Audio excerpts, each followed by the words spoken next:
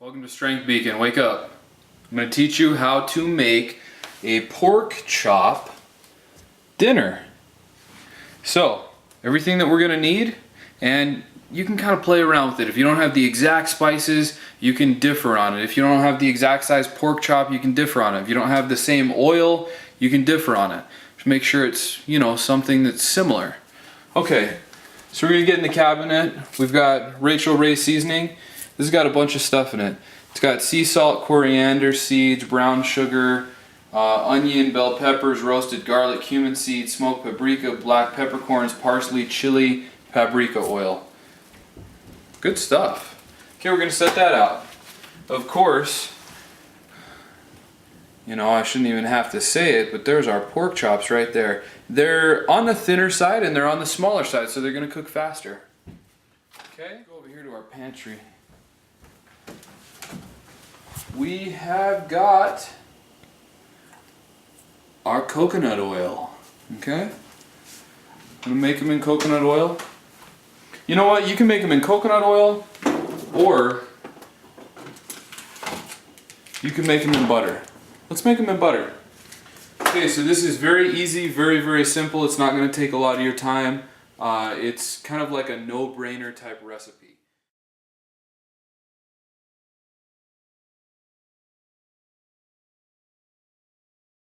So we've got our pan right here. We're going to turn it on a medium. And we're going to get our spatula. What do we get here? I don't have a spatula at the moment, so we're just going to get this. We're just going to cut a little bit of butter off here.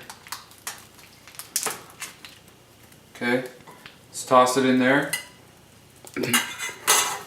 While that's going, all we're going to do is get some of our pork chops ready and grind some of this beautiful seasoning onto them.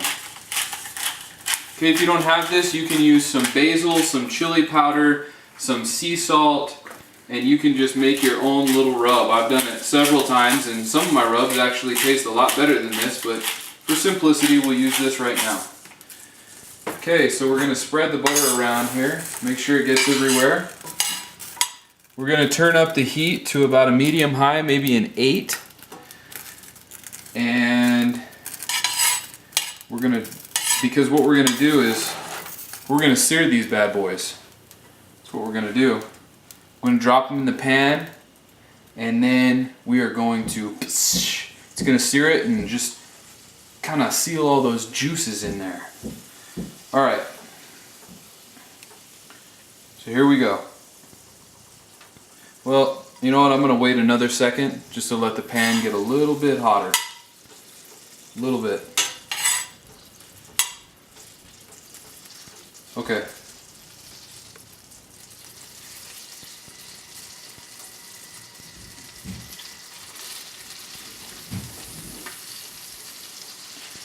I'm not a cook by any means, but I do like to cook. So now that they're on there, we're just going to grind some on the other side while they're in the pan. Don't be shy about the spices. In my experience, it's harder to over flavor something than it is to under flavor it. When I first started out cooking, all of my recipes were way under flavored. Okay, so we're just going to leave that on there for about 90 seconds to 2 minutes on each side. These are really thin, so they're not going to need a lot of time. If yours are thicker, if you got a pork chop that's like that thick, that's like twice the size of my pork chops right now, so you're going to need a little longer, maybe 3.5 minutes on each side. Okay, so we just flipped our pork chops right here. Been about a minute and a half on each side, maybe 2 minutes. As you can see right here, get a close up in the pan. And you can see they're cooking good. Put a little extra butter in there too. So we're searing them on the other side. They got maybe about 30 more seconds here. And then what we're going to do is we're just going to turn down the heat to maybe a 4, maybe just around a medium. And then we're just going to let them cook for just a couple more minutes. So I'm thinking that that's good. So now we're just going to turn it down. Okay. Turn it down, and I'm gonna let them cook on that side now, so they can cook through a little bit more for maybe 2 minutes. Then we'll flip them and we'll cook them on this lower heat for about 2 more minutes. Alright, so now we're cooking the other side. As you can see, there's a really nice, just a little bit of kind of like a char on there. And then we're going to let these sit on this side for about 2 minutes, maybe a minute and a half. Then we're going to pull them off. I'm going to lay them on our plate here. Bam. It's pretty good. Smells really good too. Okay. We got the last of our pork chops there. Now that's 10 pork chops, and that took me less than 15 minutes, probably 12 or 13 minutes. Now we're going to get our vegetable, which is our asparagus.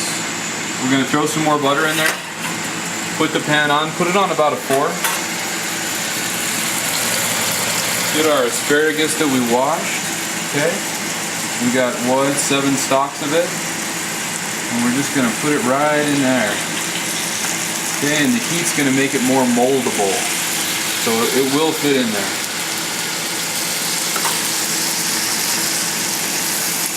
There we go. And now what we're going to do is just put the lid on.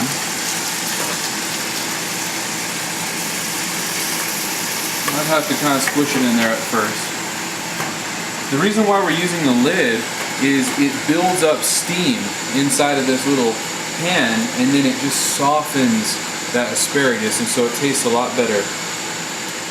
Check it out. Okay, so you can take a look at our asparagus here. It's coming along well. It's been a couple minutes, maybe about 4 or 5 minutes. Usually this takes about 10-15 minutes. What we're going to do is we're going to take some cooking sherry right here. And the purpose for this is, 1, it tastes really good. It just gives it a really good flavor. And 2, it makes kind of a juice in there so that you don't have to keep adding butter so that your pan doesn't get all charred.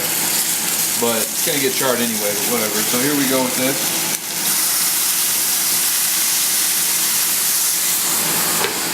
Put that back on. Woo! That is some good stuff. 3-4 tablespoons of that, and that should do the job. So we're going to let them steam up here. Look at that, you can see them bubbling in there. Just soften that asparagus up. And we'll leave this in here for about another 7-8 minutes and we'll come back. Okay, so we just took our asparagus out. It took a little bit longer than I thought. It took about 15 to 20 minutes. We're just going to take some sea salt and just give it a grind or 2 right over it like that. And voila, there you go. You got your protein, you got your vegetables, and it tastes delicious.